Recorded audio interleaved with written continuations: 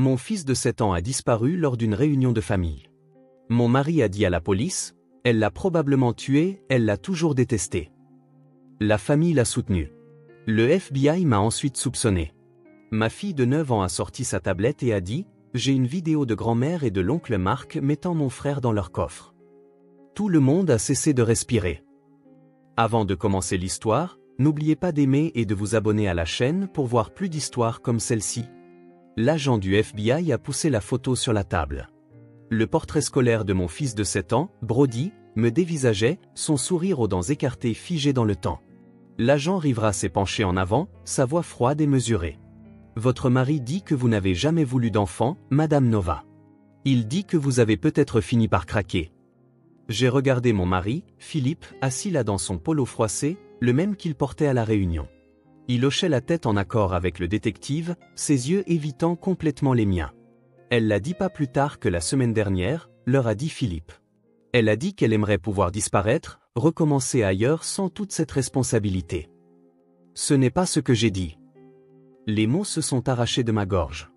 J'ai dit que le temps pour lire un livre me manquait. J'ai dit que boire mon café pendant qu'il était encore chaud me manquait. Ma belle-mère, Dorothy, était assise à côté de Philippe, sa main parfaitement manucurée sur son épaule. Jenna a toujours été dépassée, a-t-elle ajouté, sa voix dégoulinant d'une fausse inquiétude. Je l'ai vue perdre son sang-froid avec ses enfants. Le mois dernier encore, elle a crié sur Brody parce qu'il avait renversé du jus. Il l'a versé exprès sur les devoirs de sa sœur. N'importe quelle mère aurait haussé le ton. Mais personne ne m'écoutait. Ma propre sœur, Renée, était assise dans un coin, étudiant ses mains. Mon père se tenait près de la porte, comme s'il était prêt à s'enfuir. Ils évitaient tous mon regard comme si j'étais quelque chose de dangereux, quelque chose capable de l'impensable. L'agent Cole a étalé d'autres photos, des photos de notre famille lors de diverses réunions, des photos où j'ai l'air fatigué, des photos où je ne souris pas. Les membres de votre famille ont exprimé des inquiétudes concernant votre état mental, Madame Nova. Ils disent que vous prenez des anxiolytiques, que vous agissez de manière erratique. Mon médecin me les a prescrits après la mort de ma mère l'année dernière. C'est de la folie.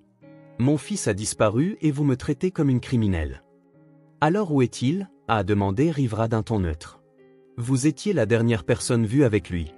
Votre belle-mère vous a vu marcher avec lui vers le parking. 40 minutes plus tard, il avait disparu. Les murs de la salle d'interrogatoire semblaient se refermer sur moi. Les néons au plafond bourdonnaient, durs et impitoyables. C'était la 6e heure d'interrogatoire, et au lieu de chercher Brody, il me regardait moi. C'est alors que la porte s'est ouverte. Ma fille de 9 ans, Skylar, est entrée, serrant sa tablette contre sa poitrine. Elle n'était pas censée être là. Elle était censée être chez Dorothy, en sécurité et loin de toute cette folie. Je dois vous montrer quelque chose, a dit Skylar, sa petite voix brisant la tension. Elle a regardé directement l'agent Rivera, puis son père. J'ai une vidéo de ce qui est vraiment arrivé à Brody. Philippe s'est levé. Skylar, ma chérie, ce n'est pas le moment. Papa, arrête de protéger mamie. Elle a ouvert sa tablette avec des mains sûres. J'ai une vidéo de mamie et oncle Marc mettant mon frère dans le coffre de leur voiture. J'ai tout enregistré. La pièce est devenue complètement silencieuse. On pouvait entendre les cœurs s'arrêter, les respirations cesser, la réalité basculer. Le visage de Dorothy est devenu blanc comme un linge. La bouche de Philippe s'est ouverte, mais aucun mot n'en est sorti. C'est impossible, a murmuré Dorothy. Skylar a tourné l'écran de la tablette vers l'agent Rivera. Ce n'est pas impossible. C'est une preuve. Et vous avez accusé ma mère pendant que mamie avait Brody tout ce temps. Rivera a pris la tablette, son sang-froid professionnel se fissurant. Sur l'écran, clair comme le jour, on voyait Dorothy conduisant mon fils par la main, Marc à ses côtés. Mon petit garçon faisant confiance à sa grand-mère. Le coffre de sa Cadillac s'ouvrant comme une bouche prête à l'engloutir tout entier. Lancez la vidéo, ai-je dit, ma voix plus forte qu'elle ne l'avait été depuis des heures. Lancez-la pour que tout le monde puisse voir qui est le vrai monstre dans cette pièce. La réunion de la famille Garrison a lieu chaque 4 juillet au bord du lac de mes beaux-parents dans le Michigan. 60 acres de propriété où les enfants courent partout et les adultes boivent un peu trop. Je suis Jenna Nova, et jusqu'à ce jour, je pensais que mon plus grand problème était Dorothy, ma belle-mère, qui sapait constamment mon rôle de parent à chaque occasion. Jenna laisse ses enfants manger trop de sucre, annonçait Dorothy à chaque réunion, sa voix portant à travers le jardin comme si elle faisait une annonce de service public. Quand Philippe était jeune, je n'ai jamais permis un tel comportement. Les enfants ont besoin de structure, pas d'amitié de la part de leurs parents. Ce matin-là a commencé comme tous les 4 juillet des 11 dernières années. Brody a rebondi sur notre lit à 6 heures du matin, son énergie déjà à son maximum. « Maman, est-ce que je peux mettre mon t-shirt Captain America pour la fête ?» Son sourire aux dents écartées a fait fondre mon cœur comme toujours. Il avait perdu 7 dents de devant il y a à peine 2 semaines, et il était si fier de cet espace. Skyler était déjà habillée et assise à la table de la cuisine, organisant ses crayons de couleur dans son sac à dos avec la précision d'un chirurgien. Elle n'allait jamais nulle part sans son matériel de dessin et sa tablette pour enregistrer ce qu'elle appelait ses documentaires sur la nature. Elle était obsédée par les vidéos de David Attenborough ces derniers temps, narrant tout avec un accent britannique qui faisait rire Brody de manière incontrôlable. « Tu es sûr de vouloir y aller aujourd'hui ?» m'a demandé Philippe en se rasant, son reflet rencontrant mes yeux dans le miroir de la salle de bain. « Tu sais que ma mère va juste critiquer tout ce que tu fais. L'année dernière, elle t'a fait pleurer à cause de la salade de pommes de terre. » Elle ne m'a pas fait pleurer. J'avais des allergies, ai-je menti, en pliant le maillot de bain de Brody dans notre sac de plage. Et puis, c'est la famille. On y va. On sourit. On survit. C'est ce qu'on fait. Philippe a rincé son rasoir et s'est tourné vers moi. On pourrait dire que Brody est malade. Trouver une excuse. Ta mère débarquerait ici avec un thermomètre et un prêtre pour faire un exorcisme. Tu sais bien que c'est pire que d'y aller. Il a ri, mais c'était un rire creux. Nous savions tous les deux que Dorothy trouverait un moyen de me faire sentir inadéquate, que nous y allions ou non. Au moins à la réunion, il y aurait des témoins de son agressivité passive. Le trajet a duré 3 heures dans le trafic estival du Michigan. Philippe écoutait son podcast préféré sur la planification financière et les stratégies d'investissement pendant que les enfants regardaient des films téléchargés sur leur tablette. Je regardais par la fenêtre les terres agricoles qui défilaient, préparant mentalement mes réponses aux critiques inévitables de Dorothy. Merci pour votre inquiétude. Je prendrai cela en considération. Comme c'est intéressant. Ma thérapeute m'avait donné ces phrases neutres à utiliser au lieu de me défendre, ce qui ne faisait que donner plus de munitions à Dorothy. « Maman, est-ce qu'on pourra se baigner dès qu'on arrive ?» a demandé Brody, en retirant une de ses oreillettes. Après avoir dit bonjour à tout le monde, mon cœur. Les bonnes manières d'abord, ensuite l'amusement. Mamie Dorothy dit que les bonnes manières s'attrapent, elles ne s'enseignent pas, a-t-il répondu. Et je me suis mordu la langue assez fort pour sentir le goût du sang. Mamie Dorothy dit beaucoup de choses, a marmonné Skyler, sans lever les yeux de sa tablette où elle montait une vidéo de papillons qu'elle avait filmée dans notre jardin. Sois gentil, a averti Philippe. Mais son cœur n'y était pas. Même lui savait que sa mère était difficile. L'allée de gravier a crissé sous nos pneus alors que nous nous garions devant la maison du lac. C'était une immense structure en cèdre que Dorothy aimait appeler rustique, mais qui avait été rénovée avec tout le luxe moderne imaginable. 43 parents étaient déjà là, leurs voitures alignées comme des soldats le long de l'allée courbe.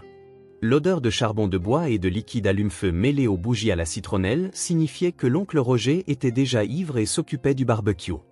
Les enfants barbotaient dans le lac pendant que les adultes se regroupaient autour de glacières remplies de bière et de White Claw. Le son du rock classique s'échappait de haut-parleurs cachés dans le paysage. Dorothy avait engagé un DJ cette année, décidant apparemment que l'enceinte Bluetooth de Roger n'était pas assez sophistiquée. Dorothy s'est immédiatement précipitée sur nous avant même que nous ayons fermé les portières.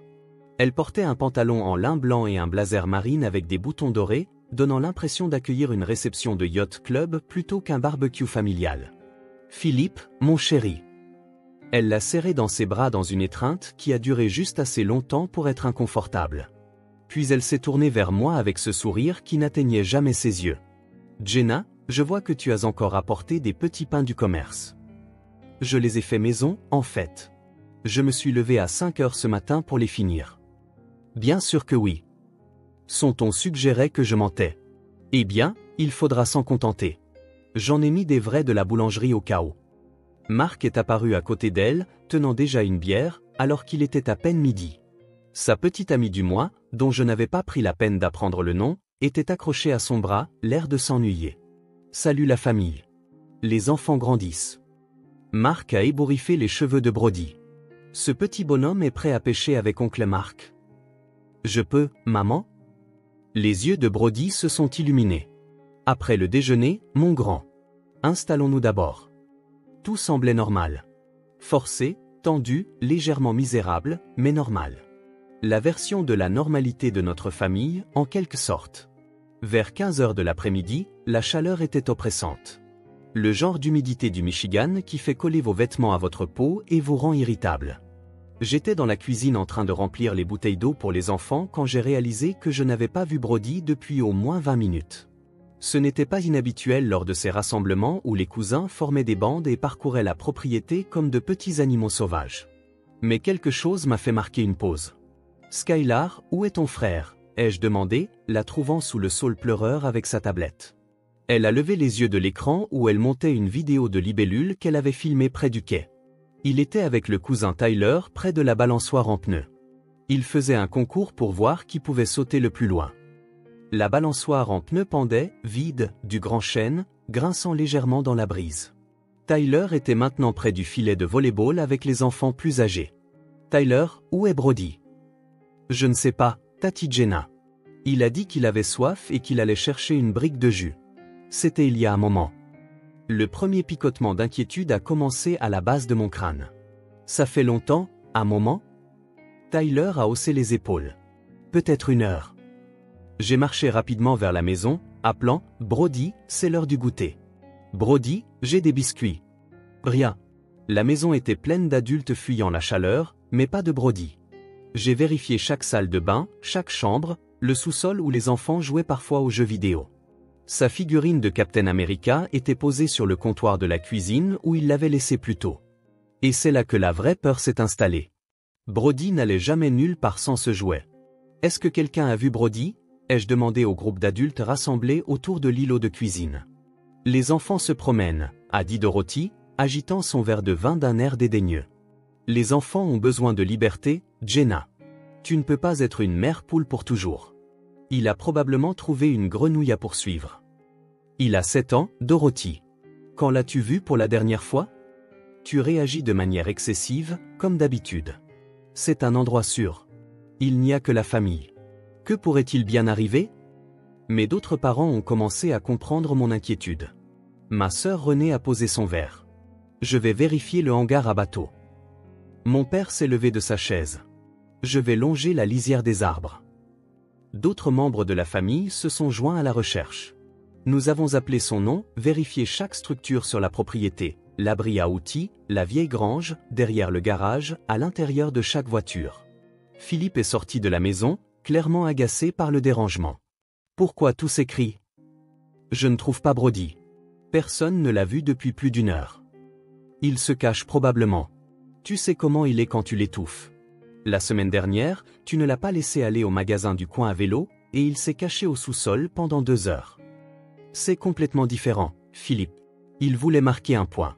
Ce n'est pas ça. Quelque chose ne va pas. Tu imagines toujours le pire. Et tu supposes toujours que je réagis de manière excessive. La recherche s'est intensifiée. 30 minutes sont devenues 45. 1 heure. Ma poitrine était si serrée que je pouvais à peine respirer. Renée a trouvé sa chaussure près du parking. Juste une chaussure. Sa basket gauche avec les lacets de Flash McQueen. C'était près du gravier, a-t-elle dit en me l'attendant. Appelle le 911, ai-je dit, ma voix se brisant. Ne soyons pas dramatiques, a dit Philippe, mais sa voix vacillait maintenant, la réalité commençant à s'imposer. Dorothy est intervenue, la voix sèche. Si tu ne l'avais pas laissé courir partout tout le temps, Jenna, il saurait qu'il faut rester prêt. C'est ce qui arrive quand les enfants n'ont pas de limite. Votre propriété fait 60 acres, Dorothy. Où est mon fils? Ne lève pas la voix sur moi. C'est de ta faute si tu ne l'as pas surveillé correctement. J'étais en train de prendre de l'eau pour tous les enfants. Je suis parti 5 minutes. Clairement, c'était 5 minutes de trop. Je voulais lui crier dessus, la secouer, mais à la place, j'ai composé moi-même le 911. Le shérif est arrivé à 16h47, suivi de la police d'État, et au coucher du soleil, le FBI avait pris le relais. Ils n'ont trouvé aucune trace de Brody, à l'exception de cette chaussure et de sa figurine. Aucun témoin ne l'a vu partir. Aucune voiture étrange n'a été repérée. Les caméras de sécurité de la station-service à 2 miles de là ne montraient rien d'inhabituel. L'agent Rivera m'a prise à part alors que le soleil se couchait, le ciel peint en rouge comme un avertissement. Madame Nova, nous devons discuter de certaines choses inquiétantes que votre mari nous a dites. Quelles choses? Il dit que vous avez du mal avec la maternité. Que vous avez récemment mentionné souhaiter ne jamais avoir eu d'enfant. Mon sang s'est glacé. Ce n'est pas ce que j'ai dit. J'ai fait une blague sur le fait que les grasses matinées du samedi me manquaient. Tous les parents disent des choses comme ça. Il a aussi mentionné que vous preniez des anxiolytiques, que vous aviez des accès de colère. Votre belle-mère corrobore ses inquiétudes. Elle dit que vous étiez la dernière personne vue avec Brody. J'ai regardé de l'autre côté de la pièce Philippe, qui parlait à un autre agent, gesticulant avec ses mains. Dorothy se tenait à côté de lui, lui frottant le dos. Tous deux me regardaient comme si j'étais une suspecte, pas une mère dont l'enfant avait disparu. Le FBI m'a déplacé dans une autre pièce de la maison du lac. Le bureau de Dorothy qui sentait le cuir et le jugement.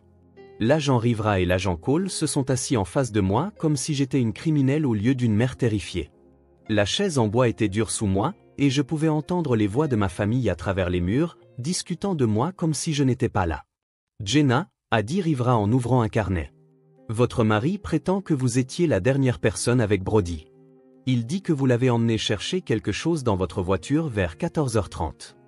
C'est un mensonge complet. J'étais dans la cuisine avec au moins 12 autres personnes. Demandez à tante Margaret. Demandez à la cousine Linda.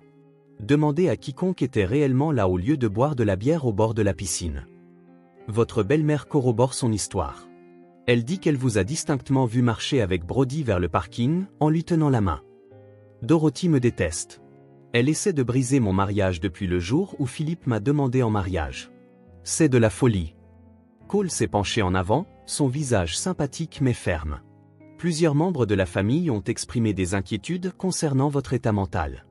Votre sœur Renée a mentionné que vous l'aviez appelé en pleurant le mois dernier, en disant que vous étiez dépassé et que vous ne pouviez plus tout gérer. Mon chat est mort. Whisker, que j'avais depuis 15 ans, est mort et j'étais triste. Depuis quand le deuil est-il un crime? Votre père dit que vous semblez distante ces derniers temps. Votre beau-frère Marc dit que vous avez à peine parlé au dîner de Pâques. Marc a passé le dîner de Pâques à décrire ses conquêtes sexuelles en détail. Je l'évitais, je ne faisais pas une dépression. Ils m'ont interrogé pendant des heures. Où l'avez-vous caché? L'avez-vous blessé? Était-ce un accident? Avez-vous planifié cela? Les questions venaient de plus en plus vite et de plus en plus durement pendant que mon fils était quelque part, effrayé et seul, et que personne ne le cherchait vraiment. Je veux un avocat, ai-je finalement dit, ma voix rauque d'avoir répondu aux mêmes questions de 50 manières différentes. C'est votre droit, a dit Rivera froidement. Mais les gens innocents n'ont généralement pas besoin d'avocat. Ça vous fait paraître coupable. Être accusé me fait paraître coupable. Mon mari et sa mère qui mentent me font paraître coupable. Je me fiche de ce dont ça a l'air maintenant. Je veux un avocat, et je veux que vous trouviez mon fils. Ils m'ont relâché à 2h du matin avec l'instruction de ne pas quitter la ville. La maison du lac était vide, à l'exception de Philippe, qui était assis dans le salon sombre avec un verre de whisky. Où est Skyler? Ai-je demandé. Ma mère l'a emmené chez elle juste le temps que tout ça se tasse. Se tasse? Tu veux dire jusqu'à ce qu'il m'arrête pour quelque chose que je n'ai pas fait? Il ne voulait pas me regarder.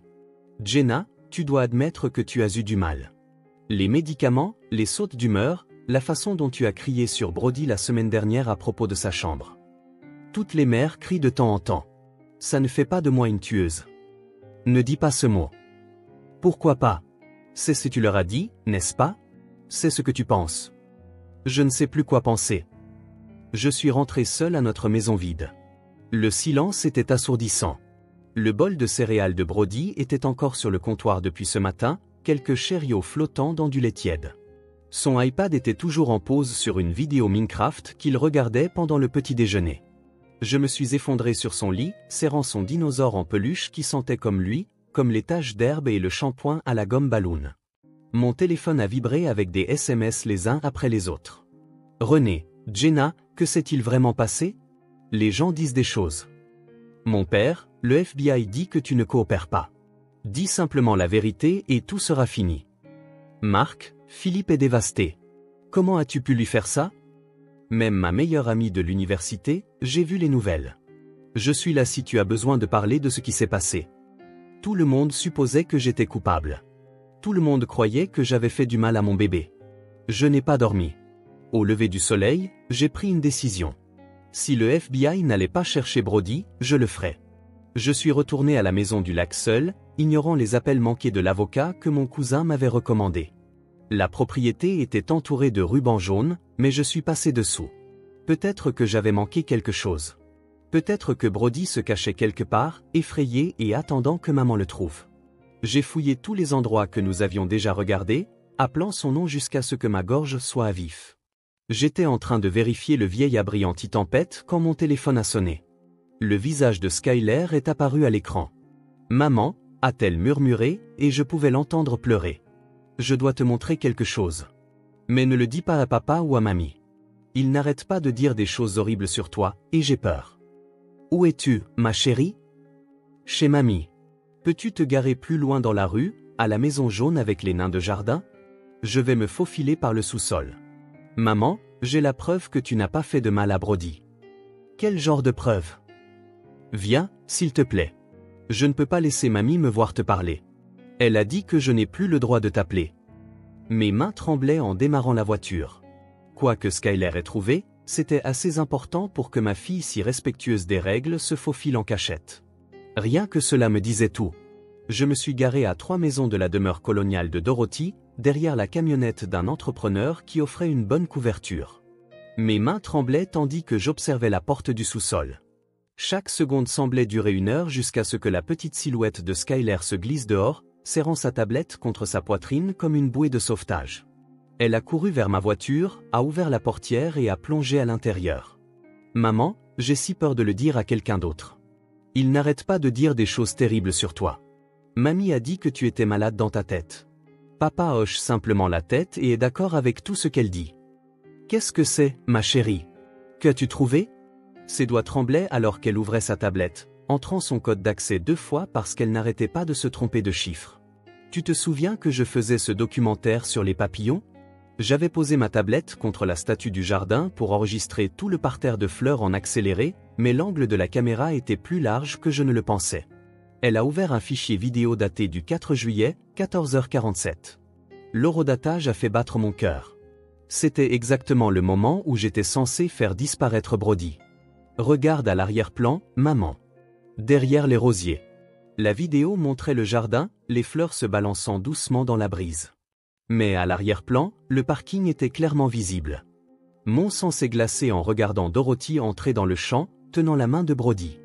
Mark était avec eux, portant ce qui ressemblait à une brique de jus et un sac de chips. « Allez, mon grand. » La voix de Mark était faible, mais audible sur l'enregistrement. « Mamie t'emmène prendre une glace spéciale. La bonne, de cet endroit en ville que tu aimes tant. Mais maman a dit de rester à la fête, a protesté Brody, sa petite voix faisant éclater mon cœur. Elle a dit que je pourrais me baigner après le goûter. C'est une surprise pour maman, a dit Dorothy, sa voix douce comme du miel empoisonné. Elle a été si fatiguée ces derniers temps, n'est-ce pas? Nous allons lui donner un peu de répit et lui rapporter sa glace préférée aussi. Ils l'ont conduit à la Cadillac blanche de Dorothy. Puis Mark a dit quelque chose qui m'a retourné l'estomac. « Hé, petit bonhomme. Tu veux jouer à un jeu comme cache-cache mais en mieux? »« Quel genre de jeu ?» a demandé Brody. Dorothy a ouvert le coffre. « Monte là-dedans, mon cœur. Juste pour 1 minute. C'est comme un fort secret. On va surprendre tout le monde. Tu vas sortir d'un coup et tout le monde va rire aux éclats. Je ne veux pas aller dans le coffre, mamie. Il fait noir. Ne sois pas un bébé, a dit Mark, son ton changeant. Les grands garçons n'ont pas peur du noir. Tu es un grand garçon, non? Maman dit que je ne dois pas aller dans les coffres. Elle dit que c'est dangereux. Eh bien, maman n'est pas là, n'est-ce pas? La voix de Dorothy avait une pointe d'agacement maintenant. Et mamie sait mieux que tout le monde. Monte, Brody. Maman. La vidéo montrait mon fils de 7 ans grimpant à contre-cœur dans le coffre. Dorothy lui a tendu la brique de jus et les chips comme si cela rendait la situation acceptable. Puis ils ont fermé le coffre. Dorothy et Mark sont montés dans la voiture et sont partis. L'horodatage indiquait 14h52. Pendant ces minutes exactes, j'étais dans la cuisine, entouré de témoins, en train d'aider tante Margaret à glacer des cupcakes. Skyler, il faut montrer ça au FBI tout de suite. Mais mamie va avoir des ennuis. Papa va être en colère contre moi. Ma chérie, mamie a enlevé Brody. Elle a menti à la police. Elle les a laissés m'accuser alors qu'elle l'avait tout ce temps. Nous devons retrouver ton frère. J'ai conduit directement au bureau du FBI, grillant les feux rouges, sans me soucier de me faire arrêter. Skyler m'a tenu la main alors que nous faisions irruption par les portes. Le garde de sécurité s'est levé, alarmé. J'ai besoin de l'agent Rivera immédiatement. Ma fille a des preuves vidéo concernant mon fils disparu. Rivera est apparu en quelques minutes, Cole derrière lui. Madame Nova, vous ne devriez pas être ici sans votre avocat. Regardez cette vidéo et dites-moi ensuite que j'ai besoin d'un avocat. Skyler a tendu sa tablette avec des mains sûres. Ma grand-mère a kidnappé mon frère. J'ai tout enregistré. Rivera a regardé la séquence une fois. Son visage est devenu pâle. Il l'a regardé une deuxième fois. Puis une troisième fois. Bon sang. Cole, rassemblez tout le monde maintenant. C'est ma belle-mère qui met mon enfant dans un coffre pendant que vous m'interrogiez, ai-je dit, ma voix d'un calme mortel. Elle l'a eu tout ce temps. Rivera était déjà au téléphone, aboyant des ordres. J'ai besoin d'unités à la résidence de Dorothy Nova immédiatement et obtenez-moi un mandat pour les propriétés de Mark Nova, toutes. En 1 heure, ils avaient Dorothy et Mark en garde à vue. Dorothy a craqué après 20 minutes d'interrogatoire, plus vite que moi après 6 heures. Nous ne l'avons pas enlevé, sanglote-t-elle dans la salle d'interrogatoire, le mascara coulant sur son visage. Nous le protégions. Jenna est instable. Elle est sous médicaments. Elle crie sur ses enfants. Nous avons emmené Brody au chalet de Mark pour le garder en sécurité jusqu'à ce qu'elle puisse obtenir de l'aide. Vous avez mis un enfant de 7 ans dans un coffre, a dit Rivera d'un ton neutre. Puis vous avez menti à des agents fédéraux. Vous nous avez laissé enquêter sur sa mère alors que vous l'aviez tout le temps. Où est-il? Au chalet de Mark avec Stéphanie. Elle s'occupe bien de lui. Le chalet de Mark était à 40 miles au nord, un endroit où je n'étais jamais allé parce que Dorothy disait toujours que c'était réservé à la famille. Et apparemment, je n'en faisais pas partie. Le convoi du FBI a foncé sur les routes de campagne du Michigan en direction du chalet de Mark, sirène hurlante. Je suis monté avec Rivera, m'agrippant à la poignée de la portière pendant que Skylar restait au bureau avec un défenseur des enfants. 40 miles n'ont jamais semblé si long. Lorsque nous nous sommes finalement arrêtés devant le chalet isolé, j'ai vu la petite amie de Mark, Stéphanie, sur le porche, le visage blanc de choc alors que les agents fédéraux encerclaient la propriété. « Où est mon fils ?» ai-je crié, sautant de la voiture avant que Rivera ne s'arrête complètement. « Il est à l'intérieur. Il va bien. Je ne savais pas qu'il avait disparu. Je le jure. Dorothy a dit que vous aviez fait une dépression et que vous aviez besoin de quelques jours. Je l'ai poussé pour entrer dans le chalet. Brody était assis sur le canapé, regardant des dessins animés, mangeant des céréales comme n'importe quel autre matin. Quand il m'a vu, son visage s'est décomposé. « Maman. Mamie a dit que tu étais malade. Elle a dit que je ne pouvais pas encore rentrer à la maison. » Il s'est jeté dans mes bras, sanglotant si fort que tout son corps tremblait. Je voulais rentrer à la maison. Je te voulais. Elle ne voulait pas me laisser t'appeler. Tu es en sécurité maintenant, mon cœur. Tu es en sécurité. Maman est là. Mamie m'a menti. Elle a dit que tu ne voulais pas de moi pour le moment. Ce ne sera jamais vrai. Tu m'entends? Je voudrais toujours de toi. Toujours. Le retour fut silencieux, à l'exception des reniflements occasionnels de Brody. Au bureau du FBI, Philippe se tenait figé alors qu'il diffusait la vidéo de Skylar sur un grand écran. Son visage passa par toutes les émotions possibles avant d'atterrir sur la dévastation. « Je ne savais pas », répétait-il sans cesse. « Je jure que je ne savais pas. Maman a dit qu'elle t'avait vu avec lui. Je l'ai cru. Oh, mon Dieu. Je l'ai cru. Tu as choisi de la croire, dis-je doucement, en serrant Brody plus fort. Tu leur as dit que j'en voulais à mes enfants. Tu leur as donné des munitions pour me soupçonner d'avoir assassiné notre fils. Jenna, je suis désolé. J'avais peur et j'étais confus. Quand maman a dit qu'elle t'avait vu, j'ai juste pensé que tu avais peut-être fini par craquer sous tout le stress. Donc, tu as immédiatement supposé que j'étais capable de tuer notre enfant. C'est ce que tu penses de moi? Je ne sais pas ce que je pensais. Maman était si convaincante. Ta mère a traumatisé notre fils et tu l'as aidé à me faire accuser pour ça. Dorothy a écopé de 18 mois dans une prison fédérale pour enlèvement et mensonge à des enquêteurs fédéraux. Lors du prononcé de la sentence, elle s'est tenue devant le juge, essayant toujours de se justifier. « Je protégeais mon petit-fils d'une mère inapte », a-t-elle déclaré. Elle leur donne des aliments transformés. Elle les laisse passer trop de temps devant les écrans. Elle crie quand elle est frustrée. « Je faisais ce qui était le mieux. » La réponse du juge fut rapide et sévère. « Vous avez mis un enfant de 7 ans dans le coffre d'une voiture. Vous avez laissé sa mère faire l'objet d'une enquête pour son meurtre alors que vous l'aviez. Vous avez traumatisé cet enfant et presque détruit sa mère. Vos actions étaient criminelles, pas protectrices. » Mark a écopé de 12 mois. Lors de son allocution, la vérité a finalement éclaté. Ils avaient prévu de garder Brody au chalet pendant une semaine, puis de le retrouver et de prétendre que je l'avais abandonné là lors d'une dépression nerveuse. Ils voulaient prouver que j'étais une mère inapte pour que Philippe puisse obtenir la garde exclusive dans le divorce qu'il supposait suivre. Elle n'a jamais été assez bien pour mon fils, a déclaré Dorothy au juge. Je protégeais l'avenir de ma famille. Philippe et moi avons essayé la thérapie pendant 6 mois. Le docteur Patterson a fait de son mieux, mais certaines trahisons sont trop profondes. Chaque fois que Philippe remettait en question mon rôle de parent ou mentionnait même sa famille, je le voyais dans ce bureau du FBI, hochant la tête pendant qu'il m'accusait de meurtre. La confiance, une fois brisée en autant de morceaux, ne se recolle pas. Nous avons divorcé 1 an plus tard. J'ai obtenu la garde exclusive, Philippe ayant un droit de visite supervisé. Ma confiance en son jugement avait disparu à jamais. Skyler est devenue mon héroïne, bien qu'elle lèverait probablement les yeux au ciel à cette description. Son observation silencieuse et son amour de la documentation nous ont sauvés, Brody et moi. Je savais que tu n'avais pas fait de mal à Brody, m'a-t-elle dit un soir en l'abordant. Tu pleures quand tu marches accidentellement sur ses Legos. Tu as pleuré quand son poisson rouge est mort. Tu ne nous ferais jamais de mal exprès.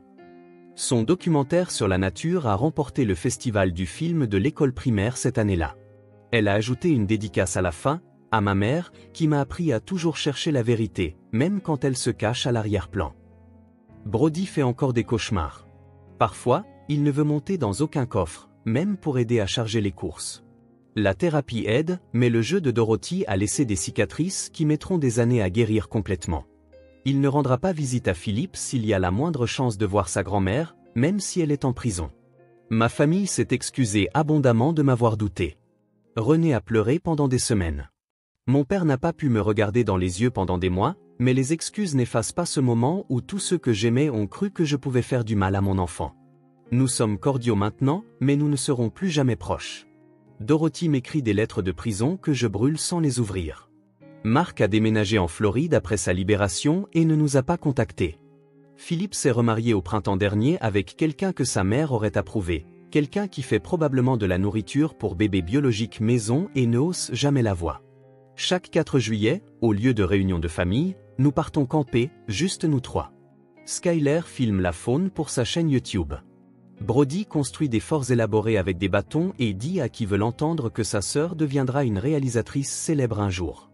Et je les regarde, reconnaissante de leur confiance, de leur amour et de leur foi inébranlable en moi alors que le reste du monde était prêt à m'enfermer. Certaines histoires se terminent par le pardon et la réconciliation. La mienne se termine par la vérité et la liberté. Nous sommes une famille plus petite maintenant, mais nous sommes réels. Pas de mensonges, pas de manipulation, pas d'amour conditionnel. Juste nous 3 contre le monde, ce qui est en fait tout ce dont nous avons toujours eu besoin. Si vous avez trouvé cette histoire captivante, veuillez aimer cette vidéo et la partager avec d'autres qui pourraient avoir besoin d'entendre que la famille n'est pas toujours celle à qui vous êtes lié par le sang, mais celle qui vous soutient lorsque le monde se retourne contre vous. Commentez ci-dessous si vous avez déjà eu à choisir entre une famille toxique et le bien-être de vos propres enfants. Et n'oubliez pas de vous abonner à la chaîne pour plus d'histoires vraies sur la survie, la trahison et finalement le triomphe. Merci d'avoir écouté.